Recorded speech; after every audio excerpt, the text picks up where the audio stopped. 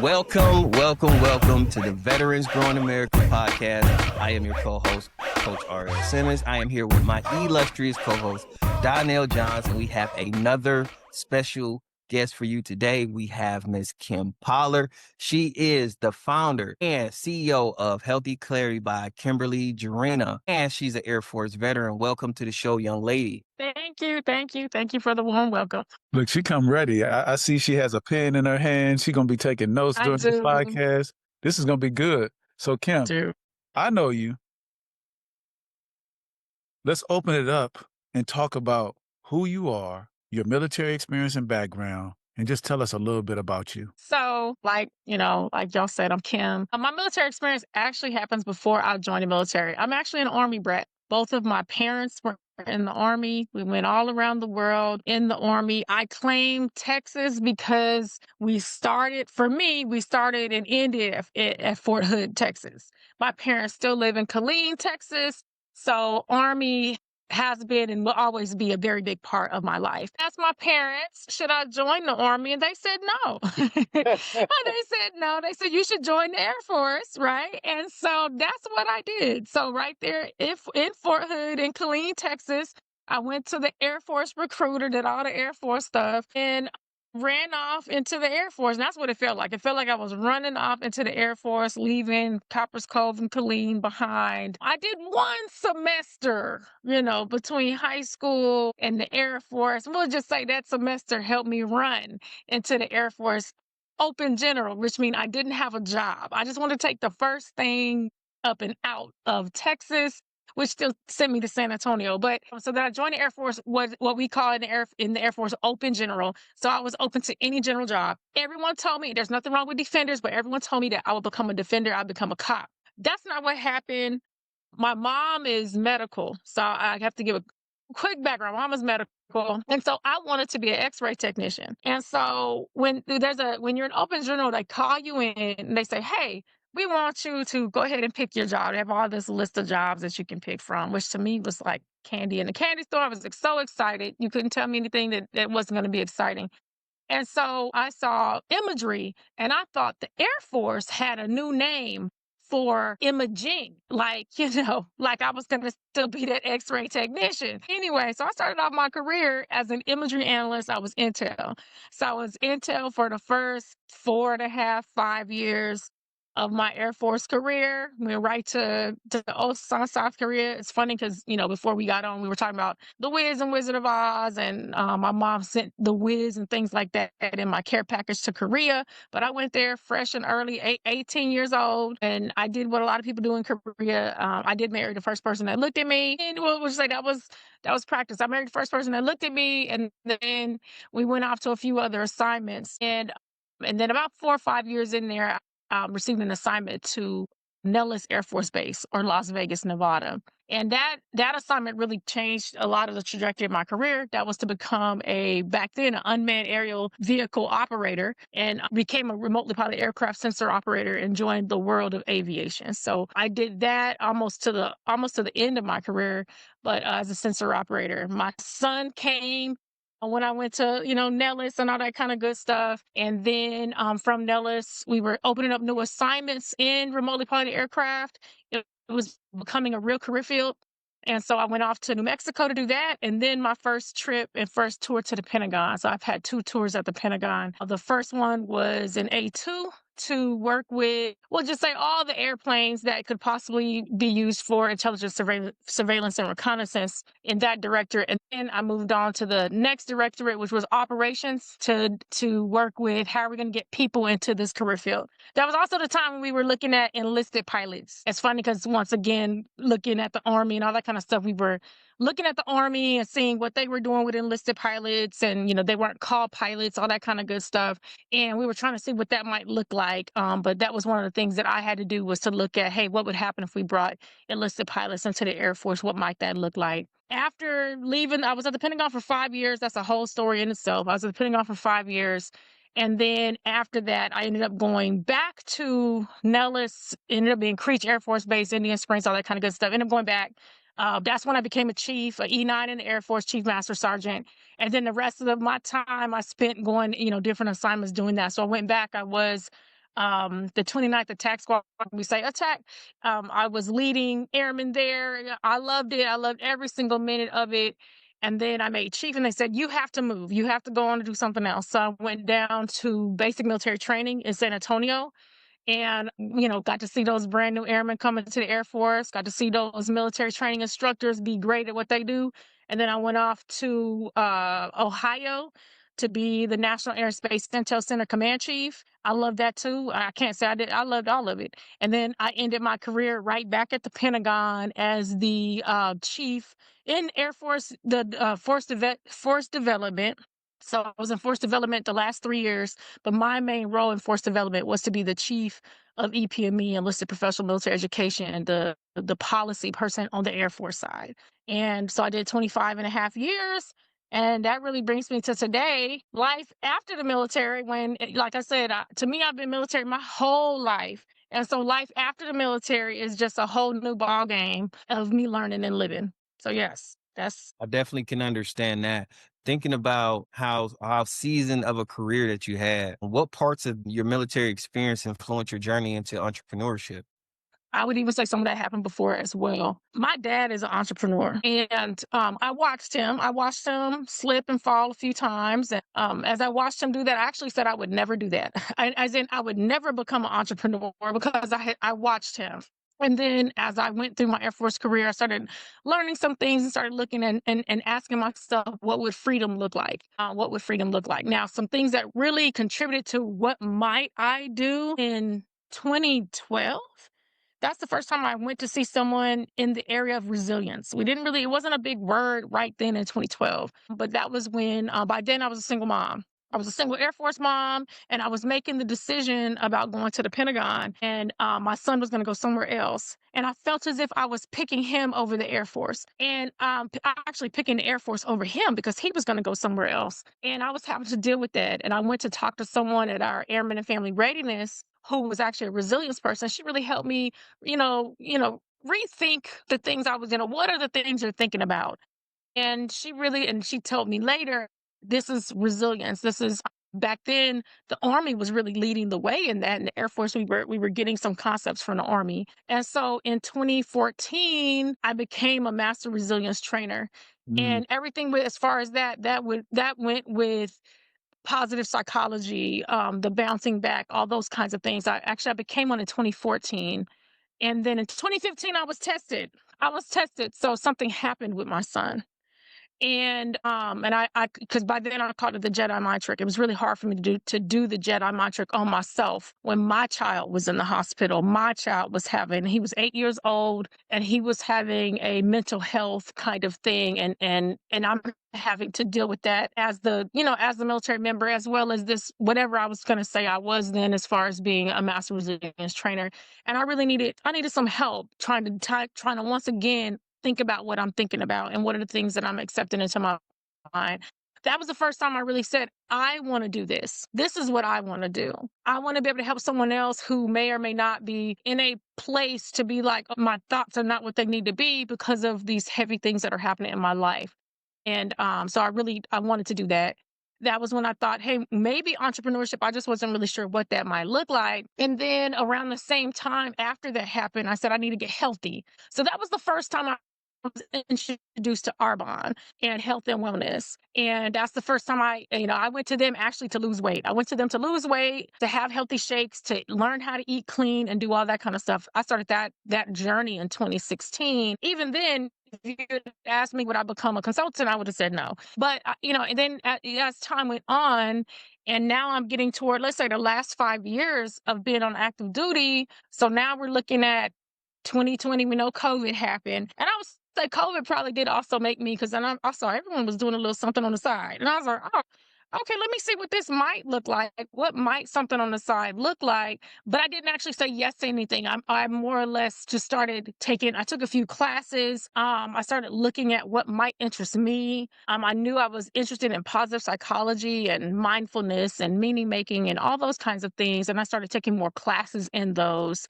and saying, hey, if I did do this, what would it look like? What would a business look like? And then that was 2020. In 2021, 2023, really, I started taking like real classes that really would have gone toward becoming not a consultant, but more like, a consultant, a coach, that kind of thing. I started taking those classes, and I took my first certification that I paid for. Yes, I did go through certifications that the military paid for, but the certification that I paid for that I think was really, hey, I'm going to turn the corner and do this, because they were showing us how we could do this as an entrepreneur, would have been my astronumerology certification. And so I took that certification. I finished it in 24. And then I took at the beginning of this year in 25, the holistic coaching certification. And now I'm doing the top end of my intuitive coaching certification. I also, at the beginning of this year, I already knew I was retiring once 25 came. At the beginning of this year, I also became an Arbonne independent consultant and went ahead and, had my storefront, all that storefront online and all those kinds of things. So I'd say those things led me, it wasn't a straight line to entrepreneurship.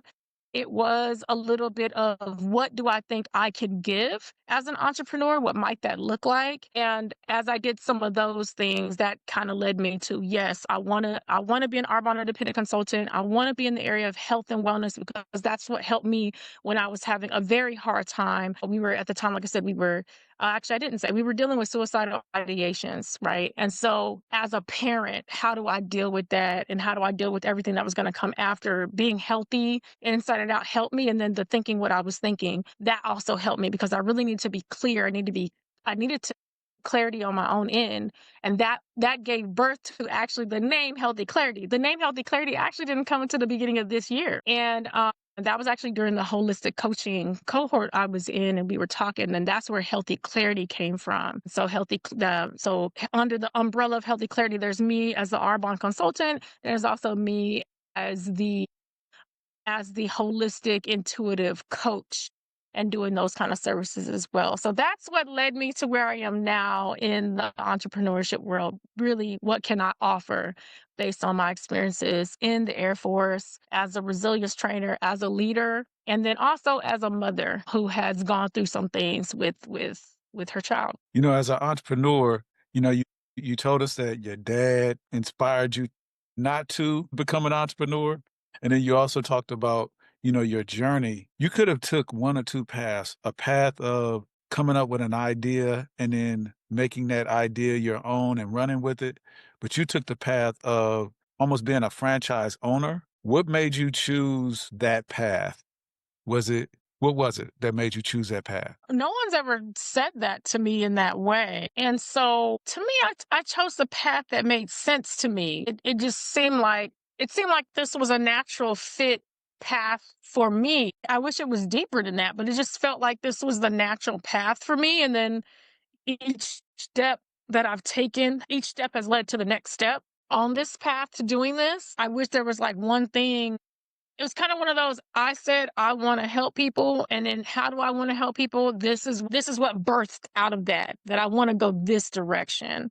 I can't think of any other. I wish it was deeper now to go think about that. It doesn't have to be deep.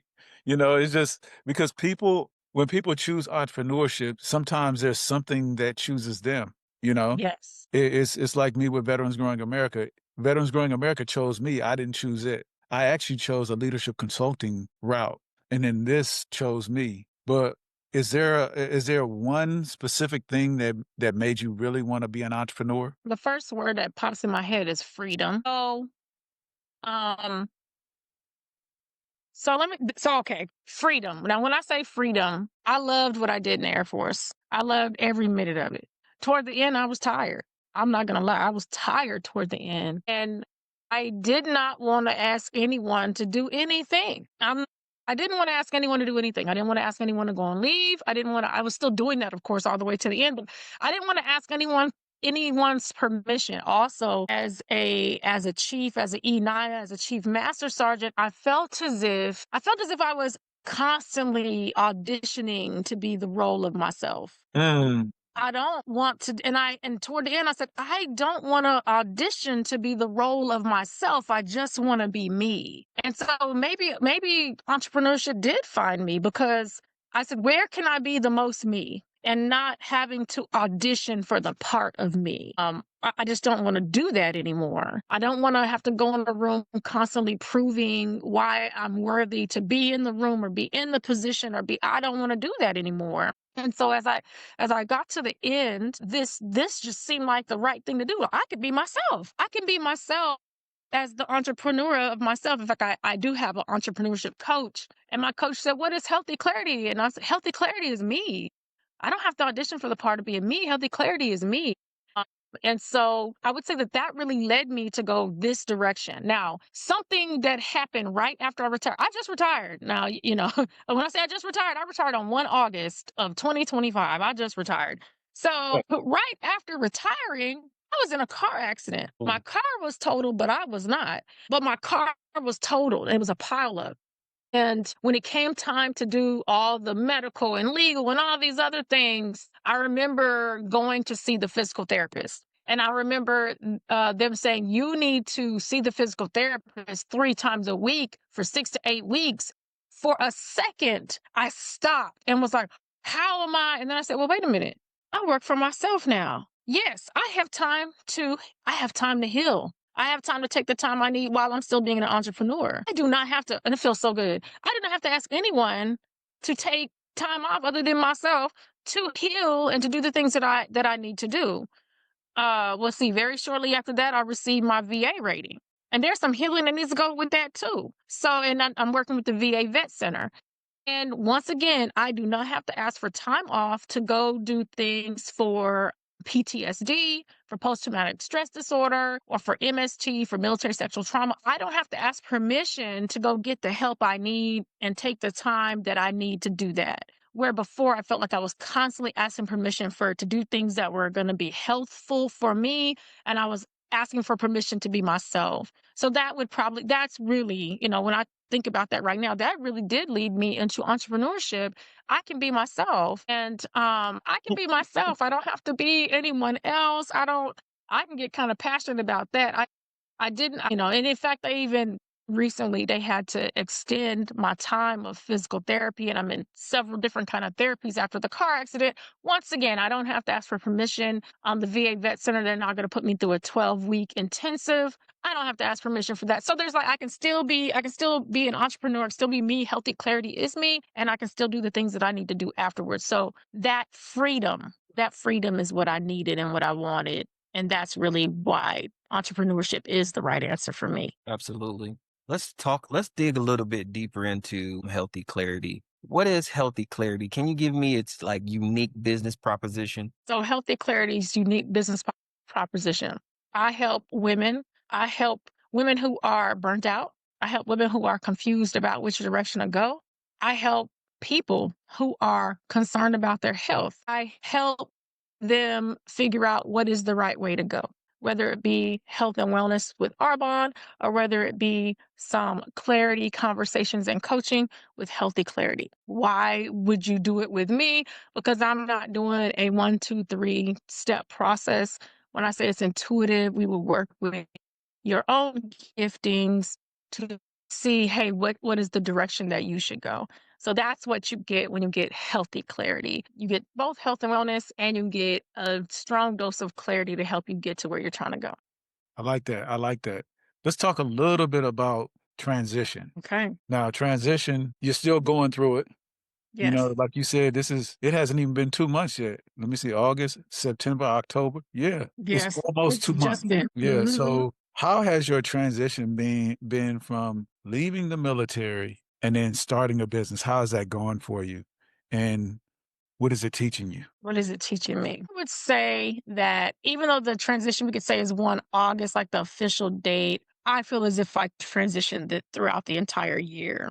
I was still working, but a lot of the transitions started. So like I said, I became an Arbonne independent consultant, not 1 January, 2 January 2025. And I said, this is what I'm going to do. Arbonne is really a self-development disguised as health and wellness. Right away, we were put into a 30-day intensive that was books and how to talk to customers and all that. And I learned. So part of this transition was learning that I actually didn't know how to talk to customers and clients. I knew, and I felt like the Air Force was really good at how to talk to you based on your position, your rank, your all that stuff. I felt really good about that. I was not and have never been in a customer service job. Right. I'm real good with a checklist and a few things like that, but I didn't realize there was just some things that I needed some extra help on. And my first entry to that was with Arbonne, and it was how to follow up with clients, how to have those conversations, how to be human, and that really gave me some what I call safe practice doing that, because I did not know how to do that. I was not, I wasn't a recruiter. I wasn't in sales, none of that kind of stuff. I wasn't. And so that was one of the things during the transition I was finding out, I needed more of this. The other part of the transition, I did go through like the transition assistance program, and I did go through their entrepreneurship. It was helpful just to give me just a quick glimpse into it, but I'll tell you, and I'm not just saying this because I'm on the show, the business boot camp was actually, I said that's part of my transition. The business boot camp with VGA, that was extremely helpful for me, because then I was able to kind of see and learn from the other business owners, what did business financing sound like? Do those different words mean? This year has been 1 year of learning and growth, and as well as where do I want to specialize when it comes to my business. That was very important. There were some things that I didn't know that I would get even from the business boot camp. That's definitely been part of this transition. And then another part of the transition, yes, the accident and healing from that, definitely a part of this transition that I didn't know was going to be part of this transition. We also moved. So the regular things of transition, we also moved from, we were in post housing on Fort Belvoir. So we moved from Fort Belvoir to an area in Virginia. And so another part of the transition was deciding to embed myself with the community. And I'm in Fairfax County. So deciding to say, okay, I am going to embed myself with Fairfax County. I am going to see where do I fit, and I'm not just doing it because I'm a business owner, but because I actually do care about people and what they're doing. And so embedding myself as in the county, and what has come from that is now there's a commission for women. So one of the things I loved in the Air Force was the Women, Peace and Security, which is not really Air Force. It's actually a UN mission, but I love Women, Peace and Security. Because my background is international relations and intel. So I love that. And so that led me to the Commission for Women, which covers women and girls in the county. And I found out that a lot of the counties around here have one of those, and they have different names for those. And so now I'm a commissioner. I'm the at-large commissioner for the underserved minority population in Fairfax County. And in doing that, that's been part of the transition too, to figure out, where do I want to be? Do I want to be in community, or do I want to be elsewhere? And I've decided, and I think VJ also helped me with that too, because there's just so much community there. And I said, okay, where can I be in community right near me, right where I am? What does that look like? And so part of this transition has been, who am I in this new chapter? Because like I said, I've been a military brat to being in the Air Force to now I'm like, okay, well, who am I now? Which is a big part of the transition. I'm not Chief Pollard anymore, though everyone said I'll always be Chief Pollard, but who am I? What does Kim stand for? And so that's been part of this. And to me, that's gone right into healthy clarity, because as I've learned things, I've put that in as well. And so that's been a really big part of this transition of seeing, who am I, where am I in community, and who am I and where am I as far as healthy clarity in the community, and deciding that this is where I want to be. I want to be in community. I want to be with the people here, right here where I live. And what would that look like, and what does it look like? So I'd say that's all been part of this transition. I'm trying to think what else, because I feel like I made it so small, but there's a lot to the transition of your own who am I, and then transitioning as an entrepreneur. Yes, even getting with the small business council within Fairfax County, and just learning all those different things. Like, I'm learning as I go, which is good. I'm excited to do that. And I have time. Because I chose entrepreneurship, and I have freedom to do it. So that feels really good. It feels really good. She's making me hopeful, because I want to have that feeling when it's time for me to transition, to feel, hey, I got time. I got time. I love that. I got a question for you though. Again, you have a storied military career. What are some key lessons that you learned during that career that you can now apply to your business? Okay, key lessons from my career that I can apply to my business. I'm thinking about the word leadership, right? We use it a lot, of course, in the Air Force and the military because leadership is so important. And so in my business, I'm having to make sure I lead myself, right? It's a lot of self leadership in the business. I also kind of laugh a little bit on some days that some positions, when you get to be a certain rank, some of them come with executive assistants and things like that. There's no executive assistant when you're, unless your business is up to that level, there's not an executive assistant. Or, maybe sometimes we'll say our executive wingman. There's not an executive wingman when you are in business by yourself, solopreneur and that kind of thing. And so learning to lead myself, learning to lead my calendar, those are the things that I'm really having to make sure that I carry forward. No one is going to do that for me, right? I need to do that myself. Some other leadership lessons. Community is important. It was important in uniform to build community and keep it. And then I would tell new chiefs. I would say you figure out who your airmen are, and of course most of them are like, "Oh, the airmen are my airmen." Well, that does sound good, right? But when I was at the squadron level, my first priority had to be those airmen in that squadron, right?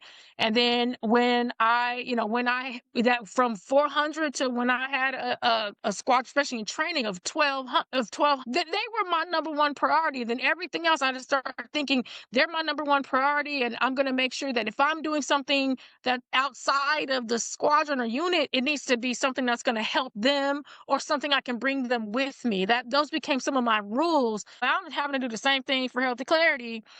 Because I will be stretched so thin. And that was the whole point of saying that to those chiefs. You'll be stretched so thin trying to be everybody's chief. Well, I'll be stretched so thin trying to be everyone's Healthy Clarity. I do have to have a niche, right? I had to learn that. I cannot be everyone's everything. And I couldn't do that as a chief, as a leader, and I cannot do that now as an entrepreneur. I have to figure out, well, where can I best serve? Where can I best use my energy? So that's definitely a leadership lesson there. Family is still important. They would joke with us toward the end and they'd say, do you want your family with you at your retirement ceremony? Or do you want them as in not there, as in you've taken all the time from them? They don't even want to show up. Family is still important. So my husband, I remarried in 2015. So my husband is important. My son is important. My family is important as I move forward, whether it was being in uniform or wearing a dress for Healthy Clarity. So those things are still very important as I move forward. And so just kind of saying that, those are definitely some big lessons that I have to carry with me. I carry the people with me. And, I've been told that I can't sit in a room and someone not notice that I'm military. So, Donnie, I don't know if you remember just this past week at Mill Spouse Conversations, I really enjoyed Mill Spouse Conversation, but I was asked, they're like, you're the military member, right? And I'm like, I can't just sit here wear regular clothes. I'm like, well, I guess technically I was the military member, but I can't unmilitary member myself. I was the military member. I bring that with me. I bring at least, hey, certain things need to be in the line and certain things need to have structure. Oh, I definitely bring that with me. I don't know if that's where we were going with these leadership lessons, but I'm definitely bringing all of that with me. Into Healthy Clarity. That's awesome. I've got so many gems from everything that you talked about, from the time that you transition to understanding who you are after the uniform. Those are all huge things, when it comes to transition. Let's shift gears a little bit and let's talk a little bit about VGA. Can you tell the audience your experience with VGA and how it's been so far? I can. So I'm one of those people that if someone tells me something is good and I trust that person, then I almost go in at what I call full feet forward, right? And so I believe it was Crystal. I think Crystal Waters or Crystal. Mhm. Crystal she was the first one to tell me about VGA. We were having lunch outside of Andrews, actually. We were having lunch and she was telling me about all these places that can help me as an entrepreneur. And she's like, Veterans Growing America. Had you ever heard of it? I said, no, I hadn't heard anything.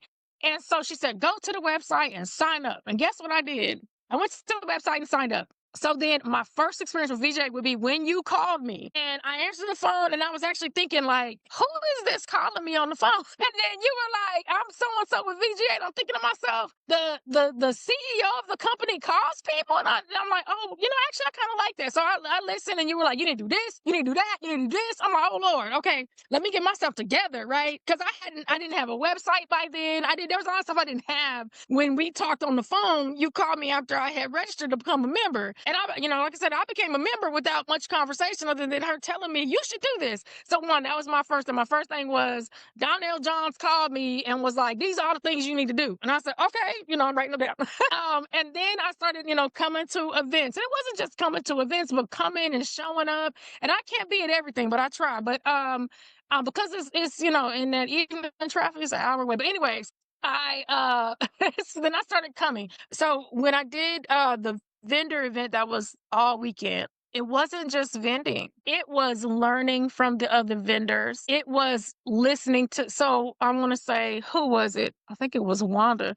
I think she was on one side of me. I didn't know anyone then. So when the very first vendor event I went to, I actually really didn't know anybody there.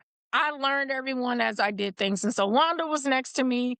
And I realized I had actually seen her picture at the VA Vet Center because I'd already gone to the VA Vet Center by then. And so then she starts talking to me and she starts showing, and I see she's got like her banner like rolled up and everything, and it's up. And I'm like, oh, okay. So I'm taking notes. To me, it was like being in a classroom, but as a vendor. So I'm sitting here in the classroom, I'm like, okay, I'm learning from the upperclassmen. And so she's got her banners up and she's got her cards and plastic with lollipops and stuff. And I'm like, I'm taking notes, and I'm like, okay, this is, so that's really, I would say the experience of VGA has been more than just walking into a place and shopping. It has been, how do I do this? What could it look like?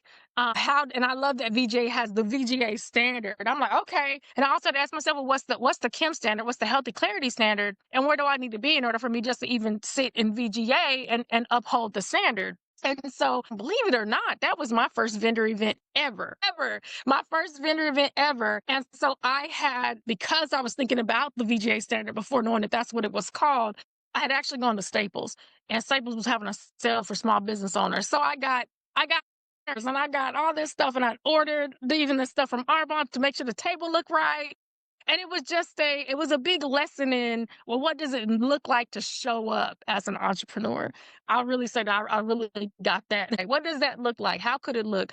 And then I forgot who, while I was doing stuff, you came over and like whispered, okay, you also want to, connect with them and get their information. And so that was good. And then someone else came over and whispered some other tips to me, and Wanda kept giving me tips the whole time. And I felt like we were all in here to help each other and grow. It did not feel like competition. I forgot his name, but he was on the other side of me, and it was his idea for that weekend. And so he would go outside, and what he was saying, he would go outside, bring in the customers, he'd hand them off to me, and then I'd hand them off to someone else. But it was the whole handoff and making sure they were welcome when they came in and all of that. It was like a big, hey, welcome to the entrepreneurship culture. This is what we do. This is how we do it. This is, so I learned a lot. So then that was just the vendor event. I learned so much in that vendor event. But then also going to the other event. So I finally went to the networking event. I'm going to go to more than one. And that's what I would say to anyone. Go to more than one of the same event because each one's going to be different.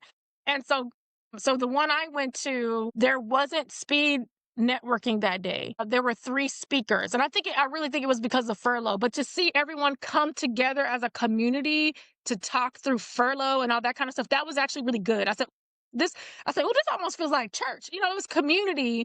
Hey, it was community in there. So that felt really good to be in community. And then I want to say, actually, one of the first things I did was go to line dancing. I went to line dancing very early on. Of course, I'm going to go do something to have fun. Then the accident happened. So I was like, I can barely move a leg. So I'm trying to come back to line dancing once I get these legs moving right. Yeah, there was line dancing, which once again felt like community, felt like we were having fun and we were all doing things together. And then even the mil-spouse conversations, the fact that we were just doing things together. So my experience with VGA has been, it's a safe space for new entrepreneurs, old entrepreneurs too, because we can all learn from each other. The boot camp was extremely helpful to me. It really helped me. And then the fact that I could connect with the different members of VGA and that we're all sharing and trying to uplift each other and do things like that. That's why I'm willing to drive in that rush hour traffic. That's why I'm willing to do it and get down there and spend some time. I even got the little HOV thing, Easy Pass. Finally, I said I'm gonna Easy Pass my way down there. That's worth it. That's worth the price to Easy Pass down there. But yes, so that I would say that those are the things that I've really been getting.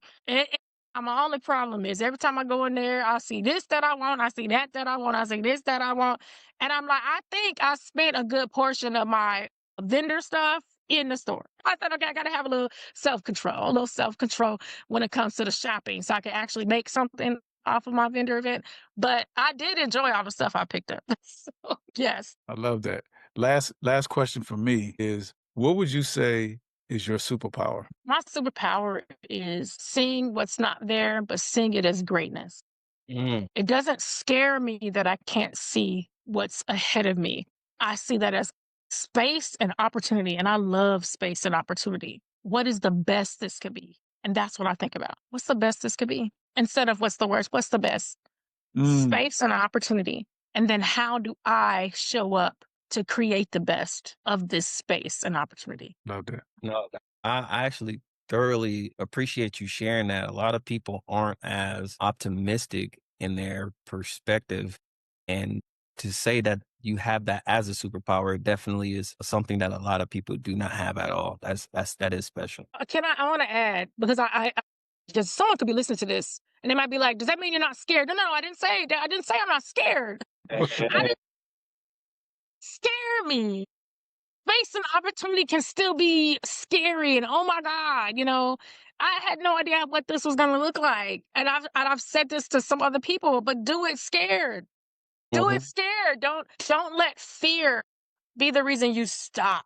Let it be the reason you go. Let it be the reason you go forward. Take that step and go forward. And if you have to think back to, well, I did that thing that was scary and it worked out for me. Okay, think back to that thing you did that was scary and worked out for you and keep going.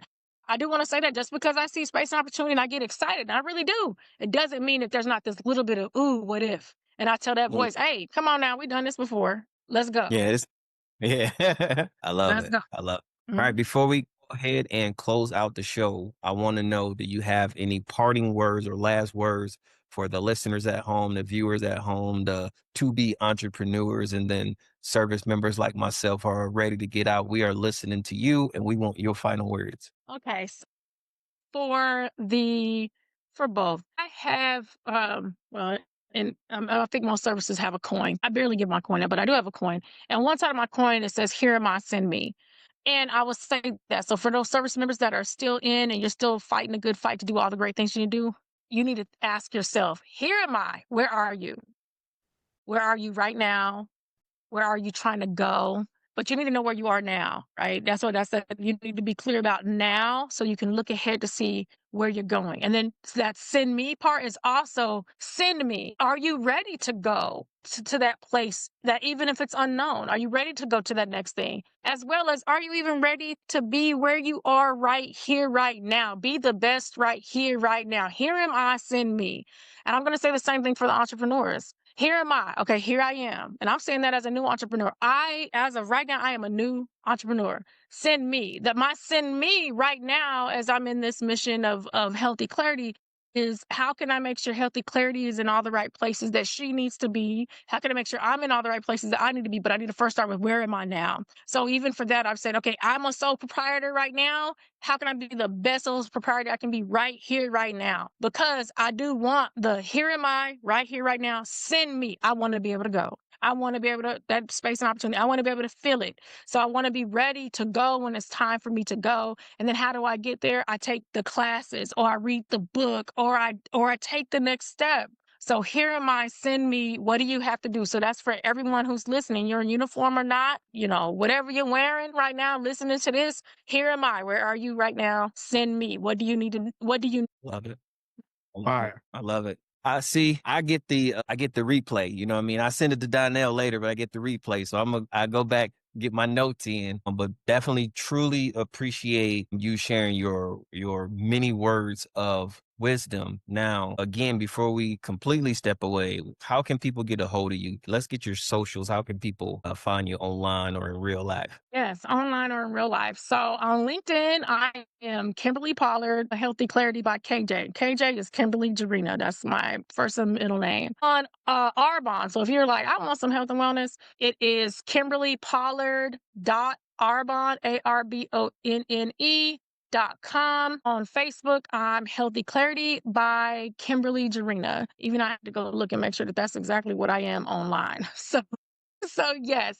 And then I'm my name on social media, even on regular Facebook. So Kimberly Pollard, or Kim Pollard. If you need to find either one of those, I look like me. So yes, that should be hopefully helpful to get you there. Love it. Appreciate it. And I'll also drop that in the description of this video. Donnell, how can people get a hold of and continue to support VGA? I love that, but I want them to get a hold of you first. Man, How to get a hold of you. You Let's got talk through about me to you. alley-oop. You got through me to alley-oop. I love it. I love it. So you can get a hold of me at yourmoneygoat.com. I am thoroughly excited to continue to help families and individuals better prepare their finances for their financial freedom. I have a few things going on. I definitely want you to go to yourmoneygoat.com/events. I'm starting to do weekly webinars on my Facebook group. It's a private group, which is known as the Goat Herd. So definitely join in the Goat Herd. And every week we're going to sit down for the rest of this year, and we're going to transition into next year as the money goes. So this week, this first event will be your holiday money strategy, right? So kind of should have started a little bit earlier, but we're still going to continue this last quarter and focus on our holiday money strategy, because what a lot of people don't do is realize that November, December puts them in a position to either have a good or bad January, and that January is the beginning of the whole new year. So we're talking about this time period can essentially affect nearly 6 months of your year, right? So because at the end of the day, you're waiting for March to come, tax time, where you can balance out what you did in October, November, December. Right. So that's 6 months of things that we can clean up. And that's what we're working on right now. yourmoneygoat.com/events. If you're ready to book/bookings, and we can get started. Now tell us a little bit about VGA.net. I'm glad you gave me the alley-oop. So first and foremost, go to our website, veteransgrowingamerica.com. There's a link on our website that says directory. And the directory is where you can find amazing entrepreneurs like these two. You can find Your Money Goat up there, and you can also find Healthy Clarity by Kim Jarena. In addition to that, you'll find a ton of other events and resources that you can participate in.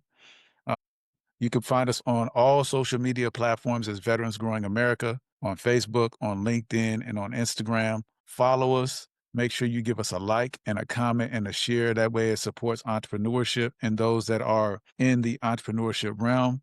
All of our events that we do are hosted by our community. So we're showcasing the skills and the talents of our veterans, our military spouses, and our dependents. And then we got a donate button in the upper right-hand corner, because we do have a brick and mortar location, which requires care and nurturing. So if y'all could help us with that, that'd be great. And I just want to say thank you, Kim, for being a guest on the Veterans Growing America podcast, and also my co-host, the GOAT, Coach R.L. Simmons. I appreciate you. And y'all don't forget the shop, baby. Shop, baby. Stop, babe. I almost forgot the shop, baby. I had to throw the alley-oop back. It was a double Right. alley-oop. I love it. I love it. Hey, again, Kim, truly appreciate your presence and your knowledge.